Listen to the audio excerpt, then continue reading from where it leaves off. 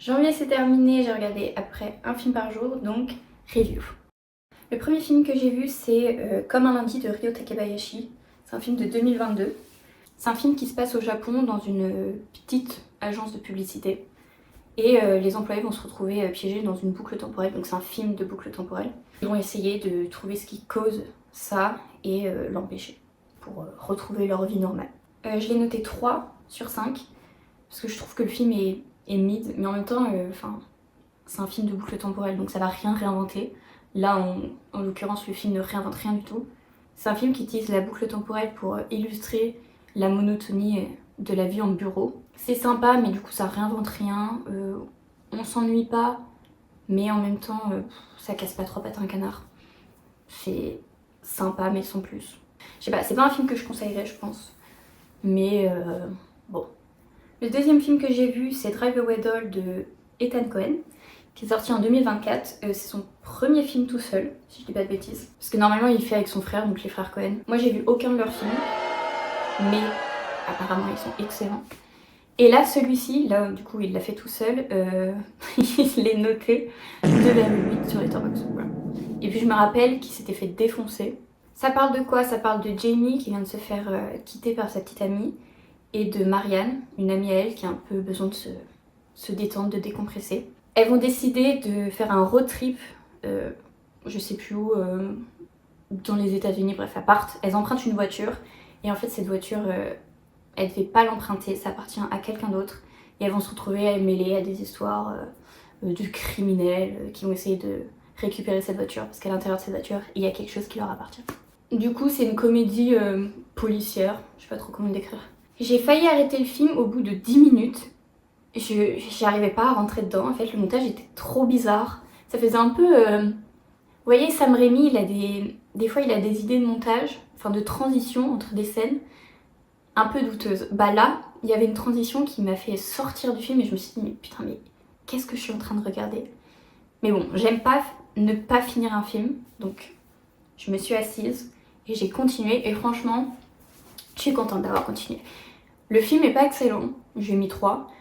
C'était très cool, c'est pas le film du siècle du coup, mais c'est toujours agréable de voir des petites lesbiennes à l'écran. Et T'es gay, toi. donc voilà, si vous voulez vous détendre, regarder un truc un peu léger. Le troisième film que j'ai vu, c'est Greener Grass de Jocelyne Daubert et Don Luby. C'est un film de 2019, c'est une comédie satirique. Je connaissais pas du tout le film, je n'en avais jamais entendu parler.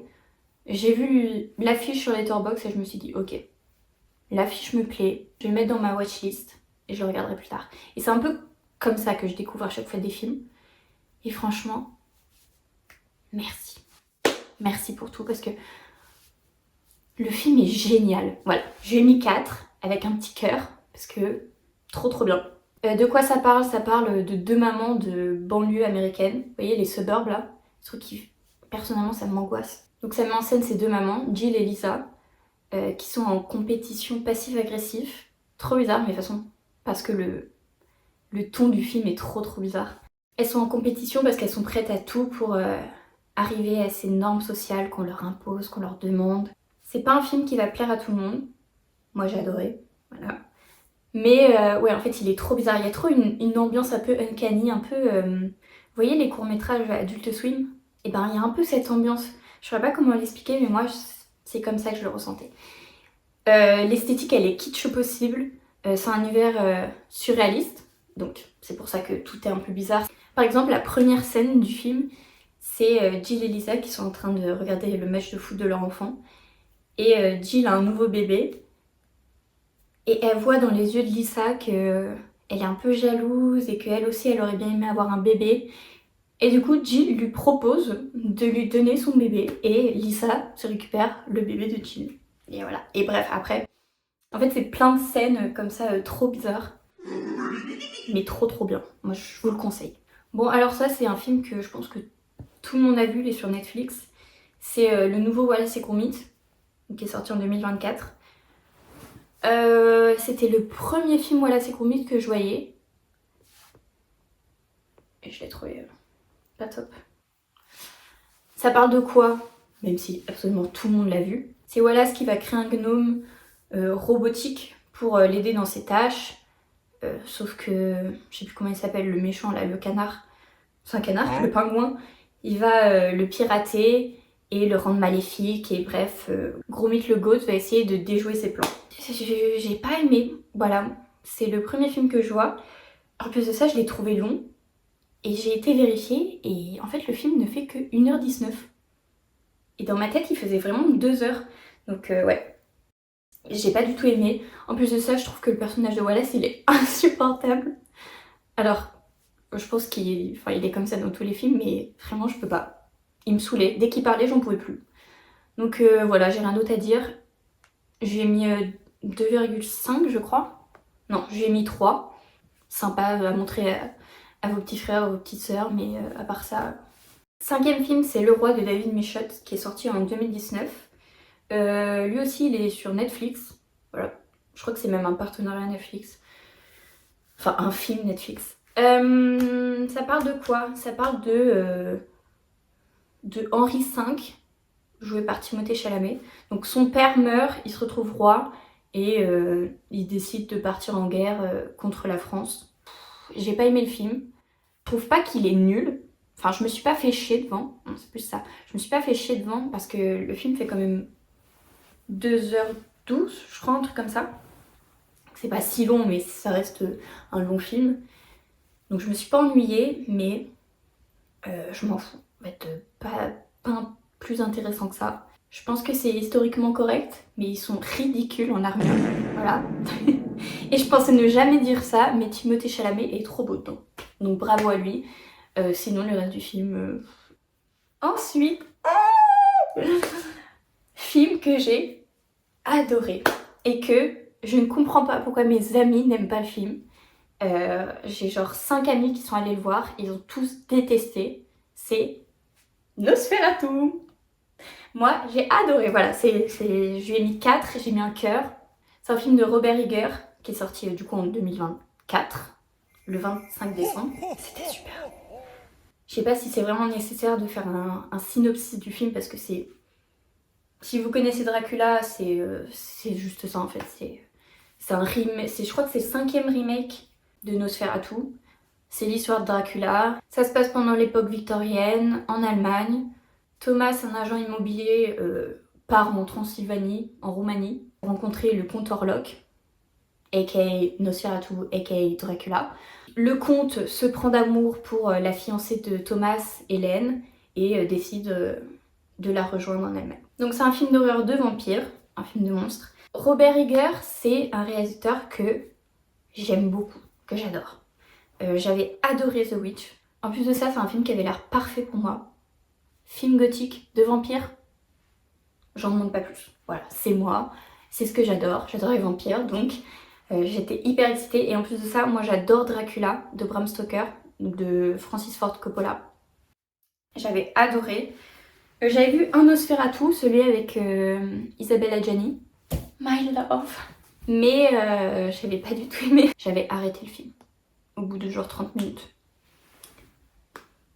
Pour moi, le film est excellent. J'ai adoré. Je comprends toujours pas pourquoi mes amis n'aiment pas. Je trouve que l'esthétique est folle. Chaque plan est magnifique. Et on pourrait se dire, ok, peut-être que l'esthétique est super, mais l'histoire est nulle. Ben, moi, je trouve pas. Je trouve qu'elle se tient. J'en demande pas plus. Tout est là, tout est parfait. C'est un film qui parle du désir sexuel des femmes de cette époque, donc de l'époque victorienne. Cette honte, l'impression d'être folle avec son désir et son appétit pour la chair. C'est... Oh là là, mais vraiment, j'adore ce film. Et là où je rejoins certaines personnes, c'est sur le jeu de Aaron Taylor Johnson, où je suis d'accord, je trouve qu'il est un petit peu en dessous dans certaines scènes, pas toutes, et dans certaines, je suis d'accord. Mais à part ça, pour moi, le film est une masterclass en fait. La dernière scène, sans spoiler, où ils sont dans le lit avec les corps et les fleurs et le dernier plan, j'y pense tous les jours. Je l'adore, je l'adore, je l'adore. Moi je vous le conseille, je le conseille à tout le monde. Ensuite, j'ai regardé May de Lucky Mikey qui est sorti en 2002, en même temps que moi. Ça parle de May qui est une jeune femme très seule, très solitaire, qui a comme seule amie sa poupée. Voilà. Elle est très seule parce qu'en fait elle a un strabisme qui lui a pourri son enfance. Et bref, elle a pas d'amis. Elle est très awkward. C'était c'était assez dur à regarder.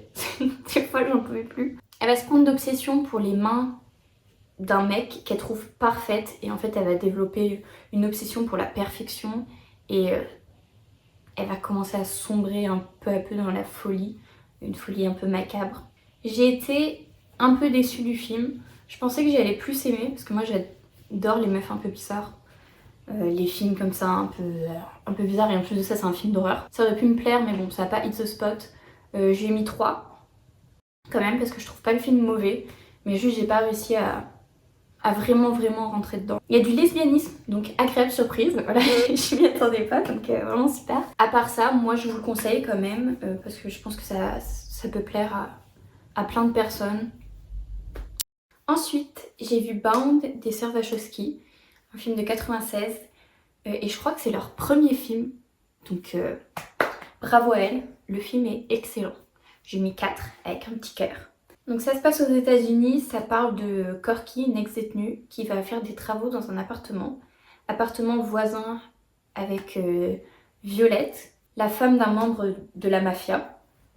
Elles vont tomber amoureuses et elles vont décider pour s'échapper de leur vie de monter un plan pour voler 2 millions d'euros à la mafia. Voilà. Donc c'est un thriller romantique. Le film est excellent, moi je le recommande. Tout fonctionne, l'histoire est super. Bravo les lesbiennes, les actrices sont magnifiques. Merci pour tout, regardez-le. 9e film que j'ai vu en janvier, The Passenger de Carter Smith qui est sorti en 2023. On y suit Bradley, employé de fast-food qui se fait bully par ses collègues, et Benson qui un jour en a marre, pète un plomb, décide de tuer ses collègues ainsi que le patron. Et après ça, il prend en otage Bradley. Ils partent en voiture et ils décident de lui faire affronter son passé un petit peu sombre, mystérieux. On sait ce qui se passe, hein. La première scène c'est le passé de Bradley. Bref, l'histoire c'est Benson qui dit « I can fix him ». C'est un thriller, j'ai pas réussi à rentrer dans le film. À un moment donné j'en avais marre, ça m'intéressait plus du tout, je lui ai mis 2,5. Je trouve que le début fonctionne très bien, genre la tuerie est hyper violente, ça nous met dans le film et ensuite, je sais pas, j'ai perdu tout intérêt. Moi tout ce que je voulais c'est qu'ils soient homosexuels et qu'ils partent en road trip dans l'Amérique, qu'ils échappent à la police. C'est pas ce qui s'est passé. Ok, il y avait un petit sous-ton mais c'était pas le sujet du film. Donc ouais, c'est très moyen comme film. Aussi cette tenue. Ensuite, j'ai vu Lisa Frankenstein de Zelda Williams, la fille de Robin Williams. Feu. Sorti en 2024. Ça prend place dans les années 89. Lisa Swallow a perdu sa mère et elle se retrouve très seule, très solitaire et elle va se prendre d'affection pour la tombe d'un jeune homme mort en 1800 quelque chose. Un soir, la tombe est frappée par la foudre et ce jeune homme va prendre vie en tant que zombie. Bref, c'est le monstre de Frankenstein. C'est une comédie d'horreur slash romance. C'est pas un film que j'avais prévu de regarder, je l'avais vu passer beaucoup sur TikTok, mais j'étais pas plus hype que ça. Déjà j'avais peur, puisque ça se passe dans les fin années 80, début années 90, et en général les nouveaux films qui essayent de reprendre cette esthétique, c'est un peu casse-gueule. Et en plus, il y a Cole Sprouse. Alors, désolée. I'm a weirdo. Le film est trop bien, le film est trop cool. C'est bizarrement romantique, ça se boit tout seul, c'est un film qui passe tout seul. Voilà, moi je vous le conseille, je lui ai mis 4. Encore une fille bizarre et on les adore. Ensuite j'ai vu Stop Motion de Robert Morgan, sorti en 2023. C'est un film d'horreur psychologique qui mêle prise de vue réelle et stop motion. On y suit Ella, une animatrice de stop motion qui, après la perte de sa mère, va être plongée dans une folie grandissante. En gros, c'est une artiste torturée. Voilà. C'est de l'horreur psychologique et j'ai été déçue. À l'annonce du film, j'avais trop hâte de le voir parce que c'est un film d'horreur et un film sur de la stop-mo. Et j'ai été déçue. En fait, pour moi, le plus intéressant dans le film, c'était la stop motion. Donc tant mieux en vrai, mais du coup, je trouve que les parties en prise de vue pêchent. Je trouve ça dommage. Et en plus, je trouve que ça manque de stop motion en fait. Ça aurait dû aller encore plus quoi. Et j'ai envie de dire que c'est dommage. Je m'attendais à mieux. 12e film et pas des moindres, Crash de David Cronenberg, sorti en 1996. C'est un thriller psychologique. Voilà. Très sexuel. En même temps, speech du film. Après un accident de voiture, James Ballard rencontre un groupe d'individus, dont la victime de son crash. Un groupe qui est obsédé par le lien entre les accidents de voiture et la sexualité, le sexe. Et ils cherchent à revivre ce genre d'expérience pour assouvir leurs fantasmes. Alors, warning, attention, c'est pour un public averti, donc si vous n'avez pas 18 ans, ne regardez pas ce film et le regardez pas en famille. S'il y a des gens chez vous, moi je vous conseille pas de le mettre parce qu'il y a beaucoup de scènes de sexe. C'est un film qui est bizarre et en même temps qui est un peu sexy, donc j'ai beaucoup aimé, mais j'aurais aimé que ça aille encore plus loin, donc j'ai mis 3,5. Je sais pas, pour moi il manquait un petit truc qui me donne envie de mettre 4. J'hésitais entre 3,5 et 4, mais pour moi il manquait ce petit truc. Je sais pas quoi, mais James Spader est encore dans un film de King BDSM, Asie Schul. Ensuite, j'ai vu The Pale Blue Eyes. Je ne connaissais absolument pas ce film. Je l'ai regardé avec mon frère et vraiment je n'avais jamais entendu parler. Il est sur Netflix. C'est un film de Scott Cooper qui est sorti en 2022. Je regarde en bas parce que j'ai mes notes. Et d'ailleurs, je vais lire. Ça se déroule en 1830 à l'Académie de West Point, à New York. Un cadet est retrouvé pendu, sans cœur. Un détective, Christian Bale, est chargé d'enquêter avec l'aide de Edgar Allan Poe. Voilà, ok, pourquoi pas. C'est un thriller mystère. J'ai pas aimé. Je trouvais le film très osef. J'ai mis 2,5. Ouais, j'ai rien d'autre à dire. Pas pour moi, ça ne m'intéressait pas. J'ai trouvé ça un petit peu loin à un moment donné. Ce que je peux dire positif, les costumes étaient magnifiques. À part ça, m'en fous. Avant-dernier film, j'ai vu Savage Land, un film de 2015 réalisé par Phil Guidry, Simon Herbert et David Whelan. C'est un faux documentaire qui se déroule dans une petite ville à la frontière américo-mexicaine. En une nuit, toute la population est décimée et ils ne retrouvent qu'un survivant, un immigré mexicain qui a pris des photos pendant cette nuit. Un film d'horreur found footage, mais du coup qui réinvente un peu le found footage parce que d'habitude c'est les personnes qui filment. Là, c'est vraiment que des photos. Je trouve que c'est un film qui aurait mérité d'être plus court, peut-être, parce qu'il s'essouffle très vite. Il n'y a pas beaucoup de photos. Et bon, c'est un peu tout le sujet du film. Donc à un moment donné, on a fait tout le tour. Il y a une scène qui fonctionne très bien en termes d'ambiance et d'horreur. Mais en fait, c'est surtout parce que tout le reste est mid. On a fait le tour des photos 1000 fois. Je trouve pas que le film est réussi. Il est réussi dans le message qu'il veut nous transmettre.